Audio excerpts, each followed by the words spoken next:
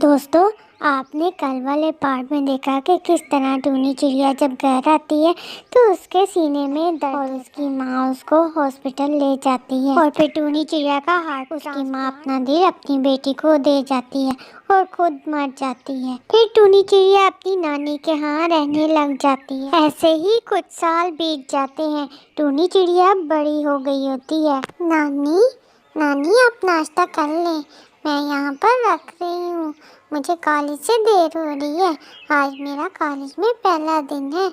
आप दुआ कीजिएगा सब ठीक हो जाए। मैं आकर आपको दोपहर का खाना खिला दूँगी। उसके बाद मुझे जॉब पर भी जाना है। ठीक है बेटा, तुम जाओ, मैं कर लूँगी, तुम मेरी फिक्र ना करो। नानी आप ठीक तो है ना? आपको तो बुखार लग रहा है। बस बेटा हल्का सा बुखार है। मुझे लगता है ये मौसमी बुखार है। तुम जाओ, तुम्हें लेट हो रहे हैं। नहीं नानी, आपको बुखार है, मैं कैसे जा सकती हूँ? नहीं बेटा, आप जाएं, आपको देर हो रही है। मेरी वजह से आपका स्कूल का पहला दिन मिस हो जाएगा। बेटा मैं ठीक हूँ, मैं कर लूँगी। अच्छा नानी, फिर अपना ख्याल रखें, मैं जल्दी आ जाऊँगी और आज भी मैं काम पर नहीं जाऊँगी। अच्छा बेटा, खुदा तुम्हारी हिफाजत करे। ये कहकर टूनी कॉलेज के लिए कॉलेज में टूनी का सारा दिन बहुत बेचैन गुजरता है। उसे ऐसा लगता है जैसे कुछ होने वाला है। फिर कॉलेज में छुट्टी का टाइम हो जाता है। टूनी अपने घर की तरफ आ रही थी। जैसे ही वो उड़ रही थी उसको अपना उड़ना बहुत मुश्किल लग रहा था। नानी मैं आ गई। नानी ये क्या, आपने खाया ही नहीं और आप सोई हुई हैं। नानी उठे उठे, ये देखें मैं आपको खिला देती हूँ। नानी नानी नानी आपको क्या हो गया है? मैं अभी डॉक्टर को बुला कर लाती हूँ। डॉक्टर साहिबा देखिए नानी को क्या हो गया है। जब मैं कॉलेज से आई तो वो इस तरह पड़ी थी। मैं चेक करती हूँ, आप फिक्र ना करें। वो मुझे बहुत अफसोस के साथ कहना पड़ रहा है कि आपकी नानी अब नहीं रही। इनको मरे तो 3 से 4 घंटे हो गए हैं। नानी मैं कैसे जी पाऊंगी आपके बगैर? नानी नानी मैं क्या करूंगी? मेरा तो आपके सिवा कोई नहीं है। टूनी अब अकेली रह गई थी। अब तो सारी जिम्मेदारी टूनी पर आन पड़ी थी। वो अकेली कैसे अपनी पढ़ाई का खर्चा उठाती, कैसे वो घर को देखती, कैसे वो बाहर के काम करती, ये सब अब टूनी को अकेले ही करना था।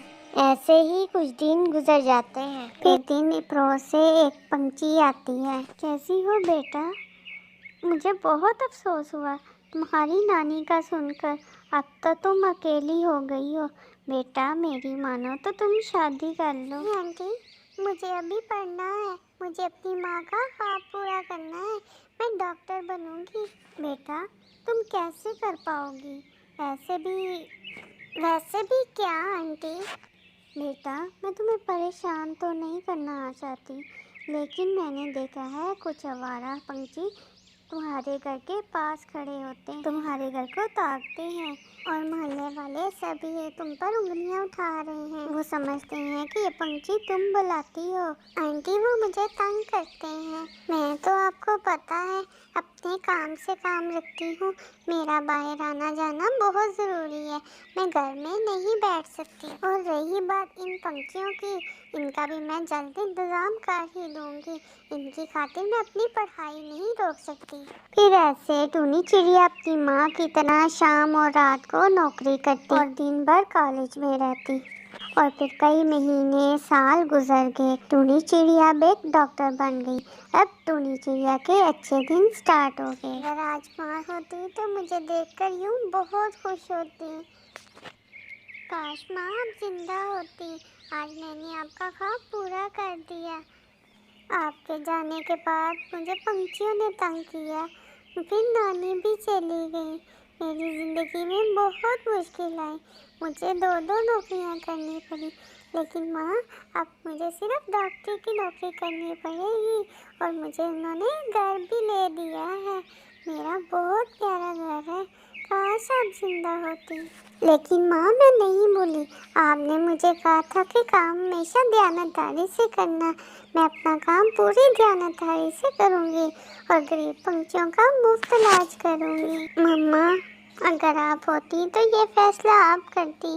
मम्मा मुझे डॉक्टर बंटू का प्रपोजल आया है और वो एक अच्छे इंसान है, मेरे साथ ही पढ़े हैं, मैं उनसे शादी कर रही हूँ। टूनी चिड़िया डॉक्टर बंटू से शादी कर लेती है और वो हंसी खुशी जिंदगी गुजारने लग जाती है। दोस्तों आपको ये कहानी कैसी लगी है कमेंट में ज़रूर बताइएगा। मज़ीद ऐसी कहानी देखने के लिए चैनल को सब्सक्राइब कर दें।